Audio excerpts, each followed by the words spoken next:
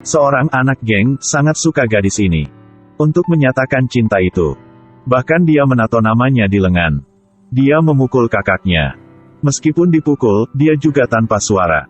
Tetapi, setelah si preman terlihat tato naga di badan dia, wajahnya diganti segala. Karena dia bertato banyak. Dibuktikan posisinya lebih tinggi. Dia bernama Oh Tae-sik. Dia sudah pernah orang tak takut apa-apapun. Apalagi setelah mabuk. Kerusakannya lebih kuat. Orang yang pernah melawan dengan dia, tidak patah kaki maupun patah tangan. Orang-orang disebut dia ialah anjing gila. Pada salah satu kali melawan, dia tidak sengaja memukul seseorang sampai mati. Setelah itu, dia harus dipenjara selama 10 tahun. Tae-sik bertobat setiap hari di penjara. Ibu orang yang dipukul sampai mati, datang untuk mengunjunginya. Ibu orang itu menyadari dia sebenarnya adalah orang yang baik hati. Tidak hanya mengadopsinya, tetapi juga memberinya sebuah buku. Untuk dia menulis semua hal yang baik. Kata-kata dari ibu terukir di hatimu. Karena Belum pernah mengetahui rasaan keintiman di keluarga. Seteta tinggal 10 tahun di penjara. Akhirnya, Tae-sik sudah lupa semua yang terjadi pada masa yang lalu. Dia menulis beberapa yang dia akan dilakukan di buku kecil. Bahkan itu kecil seperti makan sebuah persik. Setelah makan, dia akan menandai garis miring di buku catatan. Sudah 10 tahun terpisah dari dunia. Semuanya di mata dia menjadi baru. Ketika mandi, melihat lemari modern di depan mata, dia sangat menarik dengan kunci elektronik. Staf datang, memarahi dengan dia.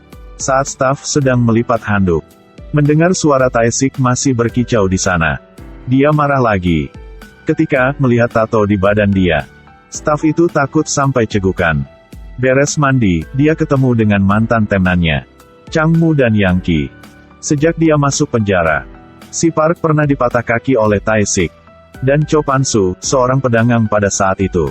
Mereka sudah bergabung sama dan menjadi gangster terbesar di kawasan ini. Changmu dan Yangki juga bergabung menjadi kekuatan mereka. Meskipun mereka sudah kaya, tapi diri dengan bos geng, Tae-sik, mereka masih merasa memalu-maluin. Mekera takut dia akan ditempati kawasannya. Jadi begitu, Tae-sik biasanya diawas dengan orang lain. Setelah kenal dengan teman-teman, Tae-sik kembali. Warung bunga Matahari Ibu Kim. Saat Tae-sik dibebaskan dari penjara, Ibu Kim sangat senang. Untuk selamat datang dia kembali. Saat makan malam, Ibu Kim terus menggulung daging yang dibakar untuk dia makan. Membuatnya hampir tersedak. Putri Ibu Kim yang duduk di samping cemberut mengejek. Karena dia kurang paham. Kenapa ibunya mendapat dia jadi anak angkatnya. Dia tidak mau mengakui saudara ini. Di mata dia hanya orang asing. Untuk menjadi seseorang biasa, Tae-sik ke rumah sakit untuk menghapus tato. Dokter berkata, jika dihapus, akan meninggalkan banyak bekas luka. Kelebihan, biayanya tidak murah. Ini adalah karya seni. Kenapa Anda mau dihapus? Tae-sik menjadi karyawan bengkel mobil. Hampir cari uang, hampir menghapus tato. Polisi diam-diam mengawasinya. Sekarang dia pada waktu pengawasan, jika bika apa yang jahat, nanti masuk ke penjara lagi. Di beberapa hari yang dekat, Cho Pan-soo mencalonkan diri sebagai kandidat.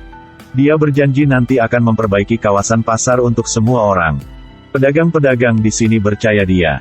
Tapi baru naik mobil. Ini mengerikan. Dia siap membangun pusat perdagangan. Karena warung bunga Matahari Ibu Kim tidak ingin pindah. Jadi konstruksi masih stagnan dan tidak bisa dilanjutkan. Dia panggil Changmu Yangki datang untuk rapat. Siapa bisa menyingkirkan Ibu Kim pindah warungnya? Nanti beri klub terbesar di kawasan ini untuk mengelola. Changmu tahu Tae-sik dan Ibu Kim berhubungan dekat. Jadi diam dan tidak ide apa-apapun.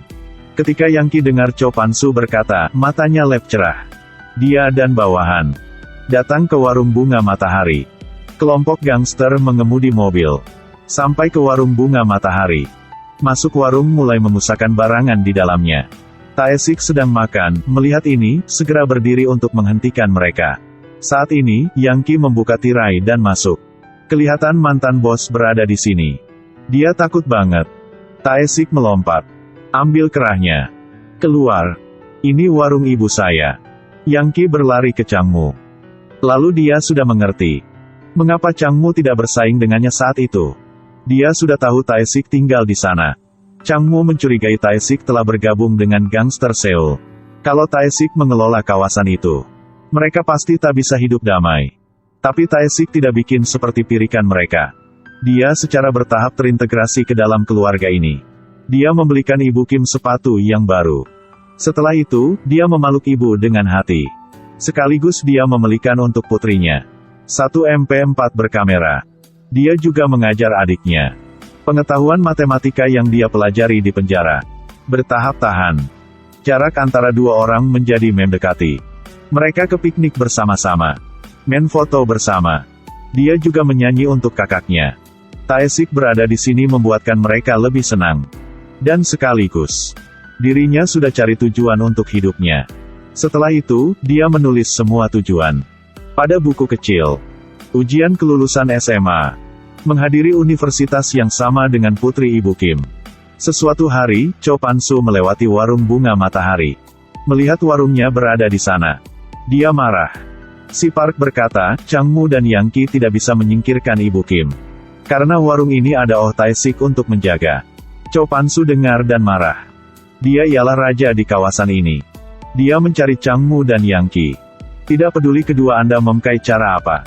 Harus menyingkirkan rumah Ibu Kim kepindahan. Malam itu, si Park ketemu Tae-sik. Memberitahunya alur dari Cho Pan-soo. Setelah kasih menasihatinya, lebih baik dia mengantar keluarga pindah ke tempat yang lain. Jika tidak, dia dan keluarganya bermasalah. Tidak beruntung, saat dua orang ketemu, bawahan Changmu sudah dilihat. Setelah diketahui cerita ini, Changmu langsung pergi untuk ketemu Yang Ki. Dia pikir Cho Pan-soo bahwa berencana untuk memberikan klub itu si Park akan dikelola. Dua orang memutuskan kerjasama. Changmu berurusan dengan Tae-sik. Sedangkan Yang Ki menangani warung bunga matahari. Pada hari kebesokan, Tae-sik pergi kerja. Yang Ki ke warung bunga matahari untuk mengganggu. Mereka menghancurkan warungnya. Ibu Kim menjaga dan didorong jatuh oleh mereka. Polisi mengawasan dari jarak jauh dan terlihatnya. Oh tahun, saya benci ini.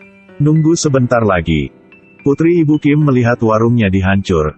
Jadi tidak banyak kata. Segala, ambil MP4 memukul Yang Ki. Setelah dia berlari ke warung bengkel mobil untuk memanggil Tae-sik kembali rumah. Tae-sik sampai. Melihat di rumahnya hancur. Changmu kerjasama dengan polisi. Memanggil bawahan-bawahan ke bengkel mobil yang Tae-sik kerja untuk diganggu. Tambahkan sayap ke mobil saya, cepat ya. Maaf. Kami tak bisa bikin ya. Mereka ingin Tae-sik marah untuk memaksanya melawan. Dan memasuknya ke penjara satu kali lagi. Tidak terduga. Sekarang, Tae-sik ingin menjadi orang yang baik. Bahkan karena dia, tuan bengkel mobil juga terlibat. Tae-sik sudah berkata bahwa dia tak melawan akan pasti tak melawan. Dia dipukul sampai seluruh badannya berdarah. Dan di depan tuannya. Untuk menjaga. Baru saja dipukuli di siang hari. Bahkan sampai malam, dia juga tak bisa istirahat. Anak geng di sekolah menyukai putri Ibu Kim. Ketika dia mendengar bahwa dia dipukuli, dia datang untuk tertawa. Setelah itu, ulangi. Kisah dia membunuh anak Ibu Kim sudah 10 tahun yang lalu. Pada waktu itu, putrinya mendengar kisah ini. Kematian kakaknya, dia tidak mengetahui apapun. Orang yang dibunuh kakaknya. Sekarang orang itu menjadi saudara angkat, itulah penghinaan. Dia mengatasi keterkejutan ini dengan cepat. Di matanya, saudara kandung adalah anak nakal dan tidak baik. Seluruh hari hanya minta uang dari ibunya. Kalau tidak memberi uang, dia akan memukul ibunya. Dia lebih benci kakaknya. Setelah itu, dia memanggil Tae-sik ialah kakak dan mengampuninya. Keesokan harinya, Ibu Kim pergi ke Cho Pan-soo. Ibu menggunakan buku harian untuk mengintimidasinya. Anaknya pada tahun itu dipaksa oleh Cho Pan-soo untuk memukul Oh Tae-sik. Akhirnya, satu orang mati, satu orang masuk penjara. Tidak ada yang tersisa untuk bersaksi. Tetapi anaknya memiliki kebiasaan menulis buku harian. Di buku harian sudah menulis kisah ini. Tetapi dia tidak tahu bahwa buku harian ini sudah merugikan seluruh keluarganya. Keesokan harinya, putrinya pergi ke sekolah dan mematahkan kepala dengan batu bata.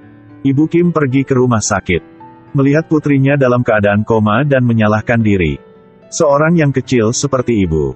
Bagaimana Anda bisa menolak dengan bos gangster? Ibu memutuskan menjual warung bunga matahari. Malam, Tae-sik menurut Ibu Kim datang ke tempat Cho Pan-su untuk bicara dengannya. Cho Pan-su tertawa, ingin pergi juga bisa. Tapi harus ketinggalan satu lengannya. Untuk menjaga keluarganya. Tae-sik tanpa ragu-garu setuju dengan permintaan ini. Untunglah, si Park sudah lembut. Tendonnya tidak patah, hanya terluka aja. Buku harian di tangan Ibu Kim. Ancaman mutlak bagi Cho Pan-su. Oleh karena itu, dia memintakan Changmu pergi ke rumah dan membunuh Ibu Kim. Setelah mengambil sidik jarinya untuk ambil surat kepindahan tanah, dia membawa buku harian dan pergi.